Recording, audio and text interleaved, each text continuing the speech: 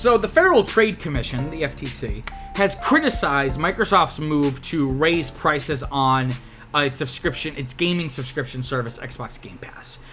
So now the baseline standard tier for the streaming service is not only degraded but now more expensive, right? So you used to be able to get day one releases. So the idea would be that any title that's like owned and produced and distributed by Microsoft or published by Microsoft, if you had this standard tier and then all the tiers above it, if you had Game Pass, you'd be able to play it the same day it released, right? So you wouldn't have to go buy a copy. You could just play as part of your subscription. They're taking this away from the cheapest Game Pass subscription, and the price is going up. So it used to be $11 a month. Now it's going to be $15 a month. Then you have the Ultimate plan, which of course is still going to have day one releases, but that's also being raised from $17 a month to $20 a month. And these price hikes are going to go into effect in September.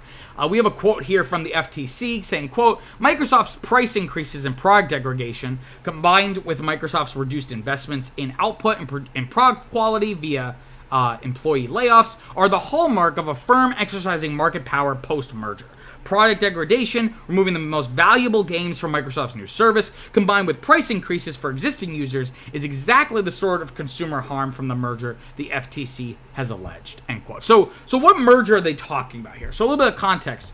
I'm trying to remember when this officially went through. I think it was maybe like near the end of last year. Microsoft acquired Activision-Blizzard. Activision-Blizzard, which is itself the product of a merger between Activision and Blizzard. Activision-Blizzard is one of the biggest publishers in the gaming industry, and series that are part of Activision-Blizzard's library include things from Call of Duty and World of Warcraft. I can basically just say those two. There's like a bunch more, but those two alone are like huge moneymakers by themselves, right? So obviously, one of the biggest publishers and one of the key console manufacturers buying one of the biggest publishers was definitely going to raise some eyebrows from the DOJ in terms of potential antitrust issues. But they were able to successfully fend off such antitrust scrutiny. Because of course there was concern that this would hurt consumers. For example, Call of Duty is famously a multi-platform franchise. If Microsoft now owns Call of Duty, is Call of Duty gonna, become exclusive to Xbox consoles, or maybe not as bad but still bad? Is it gonna be something where it's gonna be day one on Game Pass? So it's like, why would people, if you have both, why bother getting the PlayStation version? It's gonna hurt Sony and even PC versions. But Microsoft tried to suggest that this move would actually be good for consumers. This acquisition of Activision Blizzard would be really good for consumers, which is the argument every company makes when it's trying to get an M&A process through to the finish line, right? So the FTC is looking at Microsoft's decision to now raise these prices, and again, not only raising prices but actually taking away features.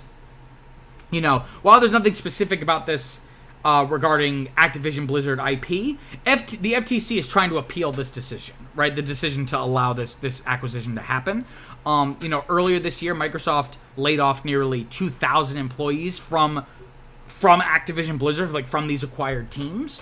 And the FTC says in their appeal, quote, Microsoft's post-merger actions thus vindicate the congressional design of preliminarily halting mergers to fully evaluate their likely competitive effects and judicial skepticism of promises inconsistent with the firm's economic incentives, end quote. So basically they're like, they feel emboldened to do this because the value of this has gone up because we were able to consolidate, right? And again, it reflects issues with late-stage capitalism, right? Ultimately, the way capitalism is designed, that over time, even if it takes decades, the industry, different sectors and industries move closer and closer to consolidation and mergers and acquisitions, to the point where it will eventually these companies will become too big, and it'll crash. Either the company will crash or the whole industry will crash into a bunch of little pieces, and then they'll start over, right? And so you'll have all these smaller companies that will eventually merge or go out of business or get acquired, and we'll kind of see the cycle again, right? So this also speaks to, this question around, is streaming the future of gaming? We've seen streaming is not the future of film and TV, in the sense that it can't replace linear TV or the theatrical experience. People still want streaming as an option, but it's not going to replace those things, right? Is gaming going to be different, right? Microsoft is a very smart company, right? So you don't raise prices like this unless you're pretty confident people will pay for it. People will, or at least even if you have people that decide I'm not going to pay for it, enough people will pay for it that it makes up, because of the price increase, it will make up for the people that don't renew or never sign up in the first place, right? So it raises interesting questions of, is Microsoft, I think I read somewhere that the price increase is less of a reflection of their confidence in game streaming and more of just a way to raise some money following this like $69 billion acquisition, right? But in any case, it's, Xbox, this might be like the one like unique thing that it has going for it. Ultimately, Game Pass is like the Netflix of gaming. So, having the Activision library is definitely going to help them. As with all streaming services, the library is what makes it valuable.